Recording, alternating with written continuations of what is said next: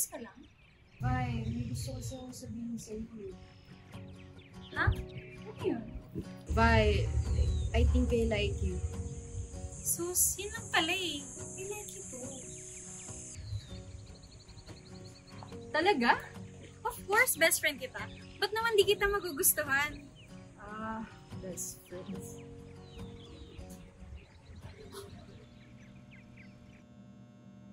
Ma'am, I have a question. Would you... Okay lang po ba kayo? Yeah. Yeah, sorry. May inisip lang. Do you have a question for me? Yeah, so... Would you rather let someone walk away or make them stay? So mo naman ako yung tanong na yan. So, kung ikaw ang tatanungin, ma'am, what would you do? Bakit ako? Akala ko ba writer ka? Shouldn't you have your own answer to your own question? But you're the professional here, ma'am. Mas magaling ka kaya sa akin. Hay nako, sis. So, do you let someone go or make them stay?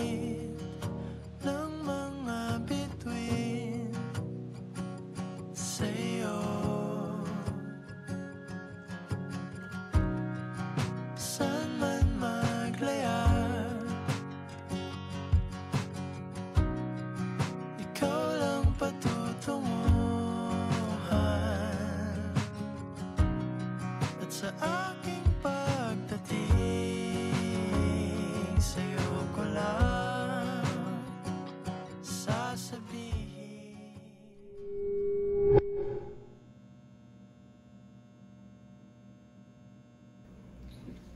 You let them go. Depende naman sa sitwasyon yan o sa tao. Bakit nasabi yun, ma'am? Because it would be for the better? It's not you, it's me. Parang ganun lang yan. Speaking from experience. Ewan. Maybe. Hi, Ma. Kasama mo ba si Violet? Violet? No, busy siya ngayon eh. Nagpunta ba kayo sa mall last weekend? Parang nakita ko ata kayo. May binili rin ako eh. Yeah, nag-mall muna kami nun kasi free period eh. Bakit, Ma? May problema ba? I saw you too. Are you two dating? Kasi huwag mong sabing mali yung nakita ko after I know what I saw. Oh. Yeah. Me and Violet, we have a thing going on. Bawal. Stop whatever this Ma? thing is. Bakit naman? Ba't mo naman sasabihin yan? You know I can't do that. I like her. No, you don't.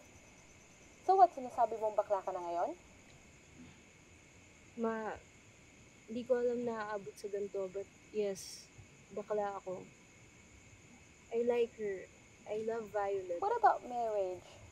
You're not even going to let us see you get married? Did you two even think this through? Ma! Break up with her. Ma, please! Ma! Ma!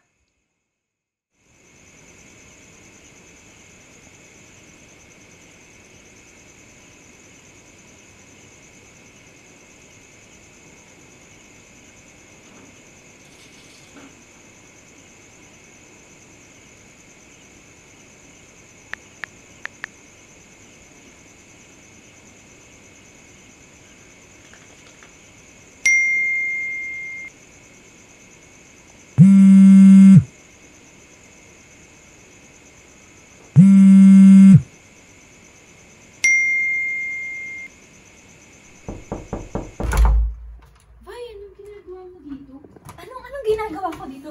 Ikaw ang dapat tanungin ko niyan. Ilang araw ka na nagkukulong dito. Hindi mo sasagot yung text ko, hindi mo sasagot yung tawag ko. Kulang na lang isipin namin na may nangyari ng masama sa'yo. Ano bang problema? problema mo? Vi, please, wag ngayon. Wala ako sa mood makipag-usap ngayon. Huwag ngayon. So, kailan mo gustong makipag-usap? Kasi hindi ko malalaman kapag hindi mo sinabi sa akin. Just, Aster, please. Just tell me what's wrong so I can help you. Vi, she knows. Alam na ni Mama yung tungkol sa atin. What? Paano? Last time, nakita niya tayo sa mall during our free period. Tumawag siya a few days ago. Anong sabi niya? Naitigil natin, na bawal. Ayaw niya. Bata pa kayong dalawa, there's still a lot ahead of you. I just don't want you girls to do something you'll both regret. Ayun, sabi niya, pag isipan muna natin yung future natin, yung sasabihin ng pamilya mo, ng pamilya ko, at saka yung relationship na natin mismo. Kasi what if pagsisihan natin yun sa huli? And you believe her? Lahat ng mga sinabi niya? Hindi ganun yung sinasabi ko, pero 'di ba?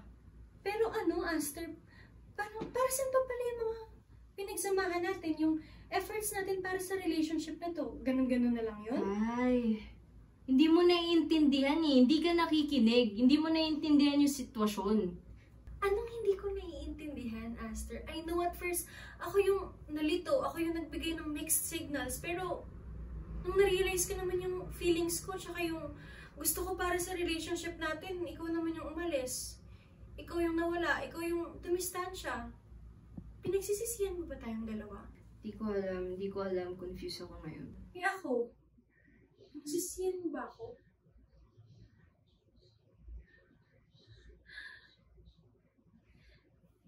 Then I guess, that's my answer. Wait, bye. Master, ikaw may gusto na huwag na akong kausapin. I'm leaving you alone. Yun naman ang wish mo, di ba? But sometimes, we fight for them. Diba? Sabi nga nila that only by losing them na malaman natin kung sino o ano ba talaga yung importante para sa atin.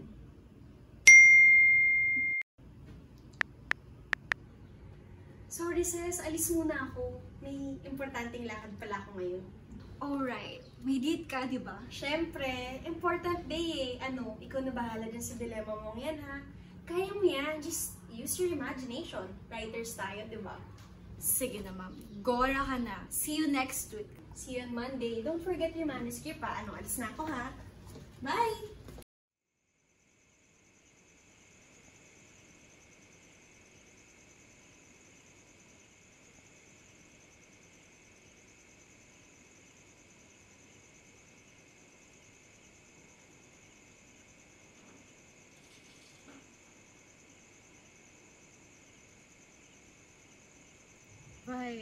I don't regret you. Aster, Vi, kung ano man yung sinabi ni Mama, di naman ako naniniwala dun eh. I admit na kung ano yung sinabi niya that day, napag-isip-isip ko na baka tama siya. Bakit? What if kung ano meron tayo masyado talaga natin minamadali? What if itong feelings natin kung anong meron tayo, face lang talaga, tulad ng sabi ni Mama. I mean, I liked you first, I even said it first. What if na-pressure ka lang talaga? What if in the long run, maisip mo, hindi pala talaga to yung gusto mo? Hindi talaga to yung para sa'yo?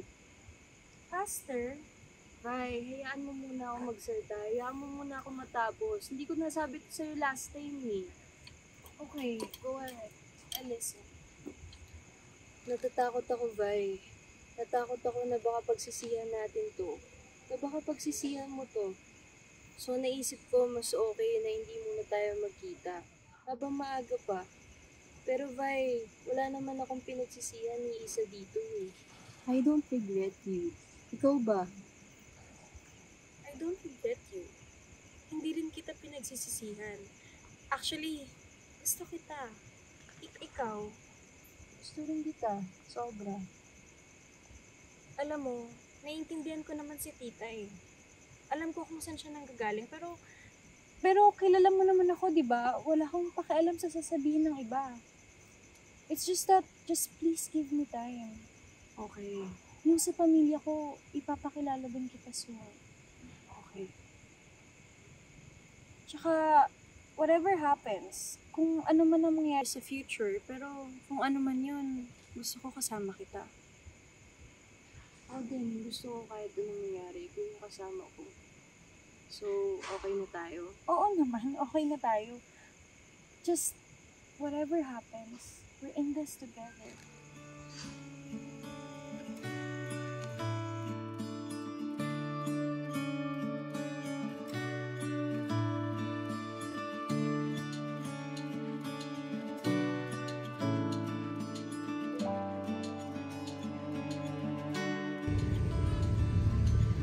Happy anniversary. Happy anniversary, love.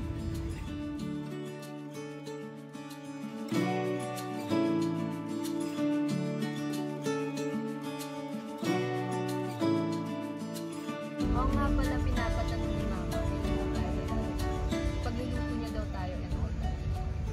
Okay lang bang bukas na lang? Sige, sabihan ko siya. Pero for now, tayo muna.